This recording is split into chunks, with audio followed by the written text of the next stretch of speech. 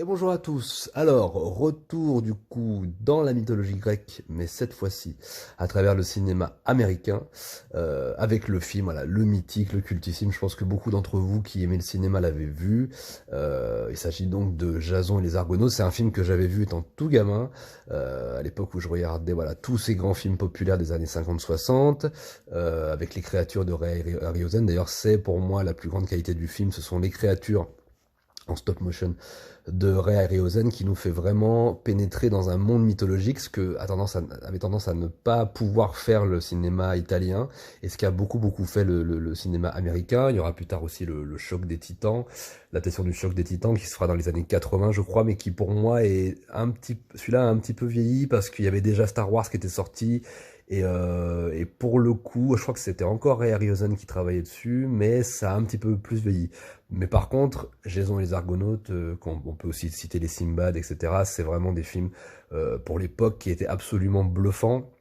Évidemment, outre le récit universel, mythologique, épique, voilà, le côté conte de fées, conte moral que pouvaient avoir tous les mythes grecs, évidemment, la profondeur de l'histoire de Jason et des Argonautes. Je vais pas revenir sur ça exactement, je vais plutôt vous parler du film, même si je vous invite évidemment à vous replonger dans tous ces récits héroïques.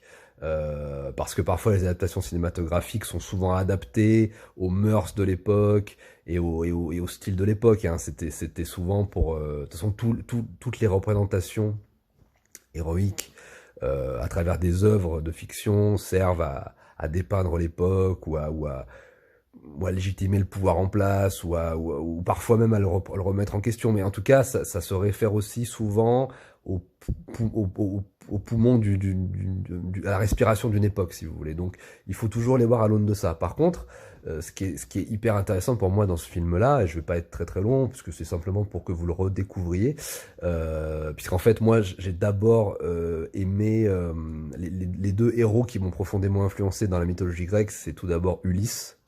Le voyage d'Ulysse, pour moi, c'est mon grand récit fondateur, même avant même mon amour pour le cinéma. L'appel de l'aventure, l'héroïsme, etc. Et en même temps, l'expérience de la vie et la leçon que nous donne la vie, le retour chez soi, etc. Ce sont des thèmes qui me parlent beaucoup. Et la figure d'Hercule, cette espèce d'icône physique, héroïque, qu'on a envie d'être quand on est gamin et qui nous aide parfois à nous surpasser et à nous dire voilà, soyez forts et soyez durs et voilà et combattez la vie voilà avec courage et avec sacrifice et avec honneur voilà. Donc c'est en ça qu'était important là, pour la figure d'Hercule. Hercule d'ailleurs, la figure d'Hercule, le personnage d'Hercule qu'on retrouvera dans Jason et les Argonautes, puisque à un moment donné, leurs deux chemins se rencontrent et qui aura voilà un arc narratif assez court dans le film, mais néanmoins important. Euh, voilà, Jason et les Argonautes, évidemment, c'est l'histoire de Jason qui va former un équipage pour retrouver la toison d'or et qui va prouver des choses aux dieux et qui va sortir grandi de ce récit, comme c'est le cas de beaucoup de mythes grecs. Alors ça dépend, il y en a qui sont plus ou moins cruels, plus ou moins subversifs, etc. Bon, là, ce qui est très intéressant pour moi dans celui-là, c'est vraiment en fait, j'ai beaucoup dit que le cinéma italien avait parfois tendance à être un peu limité d'un point de vue purement technique, pour nous faire croire à ce monde mythologique. C'était souvent des monstres un peu en caoutchouc, c'était pas super bien fait par rapport au cinéma. Voilà, il y avait une espèce de... Les films sont très bien, mais parfois on est un peu frustré parce qu'on se dit on aurait bien voulu voir ce monstre, ce dieu, ce héros voler dans le ciel, des monstres sortir de la mer, etc. Et c'est vrai que le cinéma italien par moments est frustrant par rapport à ça. Je pense notamment à moi, un de mes récits, comme je vous l'ai dit, fondateur et qui est un de mes récits pratiquement qui a drivé comme ça toute ma vie, c'est Ulysse. Le Ulysse italien, je crois, avec Kirk Douglas, me frustre parce que le film est très court et il enlève beaucoup d'aventures et d'épisodes qui se sont passés à travers le voyage d'Ulysse. Donc voilà, le film est très beau, très bon par moments, mais il manque parfois certaines scènes et puis parfois il manque certains monstres, il manque certains éléments qui auraient pu être fantastiques. Donc là, dans Jason les Argonautes, par contre, on est comblé parce qu'on a un vivier absolument magnifique de créatures, de monstres, de dieux. Je pense notamment à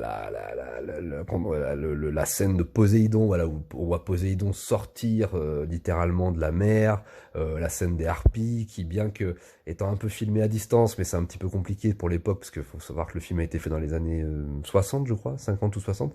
Voilà, c'est très difficile de filmer les détails de ce genre de créatures, donc les harpies, évidemment la scène des squelettes à la fin qui est absolument terrifiante, et on voit vraiment, ce qui est très intéressant, c'est qu'on voit vraiment la peur dans le regard des acteurs et des héros. Les acteurs sont, et c'est une des premières fois où on voit des créatures animées aussi bien faites pour l'époque, vraiment combattre des vrais humains. Il y avait vraiment le côté créatures animées en stop motion qui combattaient des humains, et évidemment ça a vieilli par rapport à ce qu'on a vu, on voit aujourd'hui au cinéma, mais pour l'époque, je pense que toutes ces scènes ont dû être, mais les gens ont dû, la mâchoire a dû tomber quand ils ont dû voir ces scènes. Donc vraiment hallucinant pour l'époque, faut vraiment se remettre dans le contexte. Et puis évidemment, euh, le monstre a plusieurs têtes, là je me souviens plus comment il se nomme, malheureusement vous m'en excuserez, qui est aussi une super scène, voilà. Il y a beaucoup de monstres, beaucoup d'aventures, de combats, d'actions, d'épiques, et puis le film est pas très long, mais il va quand même à l'essentiel. C'est un film que j'aime beaucoup, évidemment pour son récit, mais principalement pour ses scènes d'action et pour ces créatures de Ray Harryhausen, encore une fois, hein, qui sont magnifiques. Moi, j'ai vraiment grandi avec cet univers-là. C'était des films qui passaient à l'époque, je crois, sur la 6, ou c'est des films qui repassaient régulièrement, et il y avait des films comme ça, de récits d'aventure ou de récits héroïques. Ouais, comme je l'ai dit, il y avait Simbad, il y avait ce film-là, il y avait le Choc des Titans aussi plus tard dans la mythologie grecque, et puis il y avait même des films aussi préhistoriques, ou avec des monstres sur des îles, des monstres géants sur les... Enfin voilà, c'était assez formidable, et puis là je l'ai revu pour l'occasion, pour vous faire la vidéo, pour vous en reparler, puis je me suis dit que ça serait bien de vous faire découvrir ce mythe, voilà, de la tradition, ce mythe grec important, mais qui est aussi, pour moi, beaucoup plus impressionnant qu'un film comme je vous ai parlé d'Hercule, par exemple, qui était uniquement basé sur l'incarnation héroïque et physique de son acteur, Steve Reeve, qui était culturiste, et où en fait, l'attrait principal, c'était de voir Hercule tel qu'on voyait un lion en cage, et l'attrait principal, c'était vraiment l'acteur physique, la statue grecque en mouvement, le culturiste. Alors que là, on a un héros évidemment qui n'incarne pas ça, qui n'incarne pas la force physique, qui n'incarne pas cette espèce d'absolu de virilité, de force, etc. et de courage basé sur le fait que ce soit un demi-dieu. Au contraire, c'est un humain avec toutes ses qualités et ses défauts, avec toutes ses fêlures et toutes ses problématiques, mais qui évolue dans un monde dangereux, fait de monstres, de dieux, et on y croit, voilà, principalement. En fait, c'est pas forcément le héros dans celui-là qui me fascine, c'est vraiment tout ce qu'il y a autour du héros, en fait, tout ce que le héros doit combattre, doit affronter, et les effets spéciaux nous aident vraiment à nous plonger dans ce monde-là. Voilà, je vous embrasse, je vous laisse là-dessus, je vous dis à très bientôt. Je vais revenir avec un autre film bientôt, cette fois qui fait partie aussi de la petite vague de vidéos mythologiques, mais cette fois ça sera un mythe à la fois du passé et du futur. Voilà, je vous laisse là-dessus, je vous embrasse, prenez soin de vous et à bientôt.